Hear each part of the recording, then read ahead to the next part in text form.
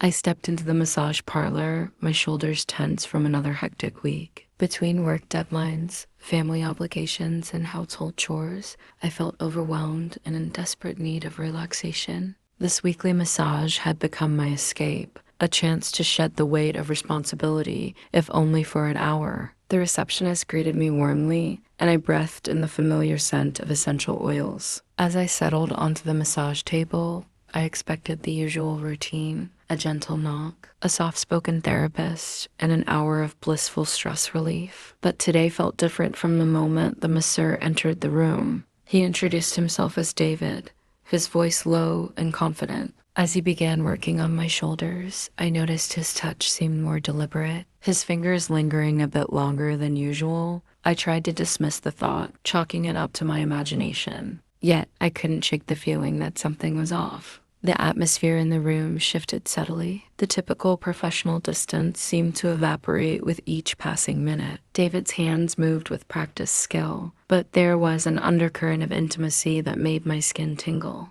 I found myself hyper-aware of every point of contact, my body responding in ways I hadn't anticipated. As David worked his way down my back, I couldn't help but notice how he leaned in closer than necessary, his breath warm on my neck. My mind raced, torn between the physical pleasure of the massage and the growing realization that this wasn't standard protocol. I knew I should speak up, set clear boundaries, but part of me was curious to see where this might lead. The psychology of these situations is complex. We often rationalize small transgressions, telling ourselves it's no big deal. But each concession can lead to a slippery slope, blurring the lines between right and wrong. I found myself in that gray area, simultaneously aware of the impropriety and reluctant to stop it. As David's hands moved lower, skimming the edge of the sheet covering me, my heart raced. This was the moment of truth. I could put a stop to this, maintain the professional boundaries that should exist between client and therapist. Or I could let it continue, giving in to the forbidden thrill that was building inside me. The tension in the room was palpable as David paused, his hands hovering just above my skin. It was clear this wasn't a typical massage anymore. The realization hit me like a jolt of electricity. I was standing at the precipice of a decision that could change everything. With my pulse pounding in my ears, I took a deep breath. The next few moments would determine the course of this encounter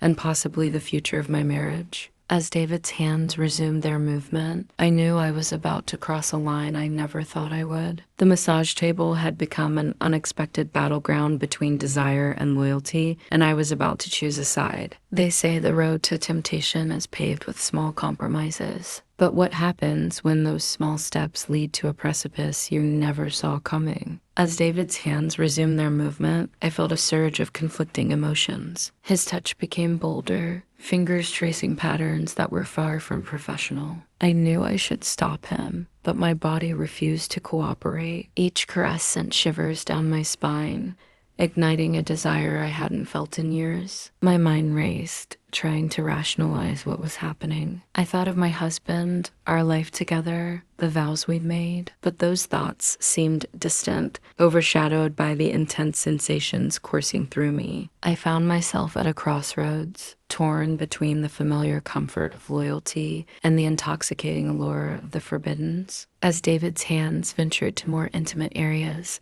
I felt my resolve weakening. The excitement of the moment was overwhelming, clouding my judgment. I knew that if I didn't speak up now, there would be no turning back. But the words caught in my throat, replaced by a soft gasp as his fingers found a particularly sensitive spot. In that moment of heightened arousal, my decision-making abilities were severely compromised. Research has shown that when we're in a state of excitement, we often prioritize immediate gratification over long-term consequences. My racing heart and quickened breath were drowning out the voice of reason, pushing me towards a choice I never thought I'd make. I found myself relying on instinct rather than careful consideration. The emotional stress of the situation had triggered a more impulsive decision-making process, one that was less reflective of my true beliefs and values. Yet, in that moment, it felt impossibly right. As David's lips brushed against my neck, I made my choice. With trembling hands, I reached out to him, signaling my consent. The rush of desire was overwhelming, pushing aside any remaining doubts. I surrendered to the moment,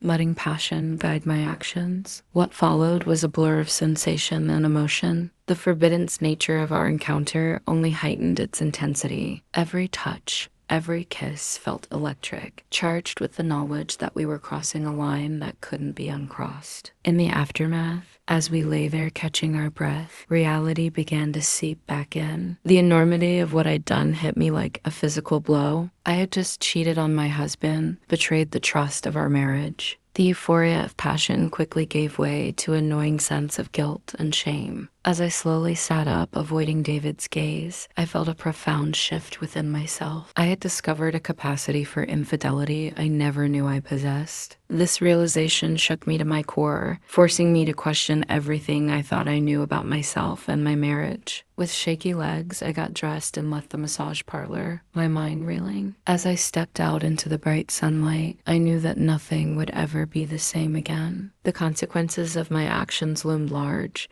and I had no idea how to face them. As I walked away from the massage parlor, my mind raced with conflicting emotions. Have you ever experienced a moment where your entire world seems to shift on its axis? That's exactly how I felt. The guilt was overwhelming, but underneath it lurked a question I was afraid to confront. Why had I done it? My heart pounded as I drove home, replaying the events in my mind. The thrill of the encounter had faded, replaced by a crushing sense of shame. I couldn't shake the image of my husband's trusting face, unaware of my betrayal. The weight of my actions pressed down on me, making it hard to breathe. I pulled over, unable to focus on the road. Tears streamed down my face as the full reality of what I'd done hit me. I had cheated on my husband, violated our vows, and potentially jeopardized our entire relationship. The consequences seemed insurmountable, and I felt a wave of panic wash over me. In that moment, I desperately sought ways to rationalize my behavior. Maybe I was just stressed and needed an escape. Perhaps our marriage had been lacking excitement,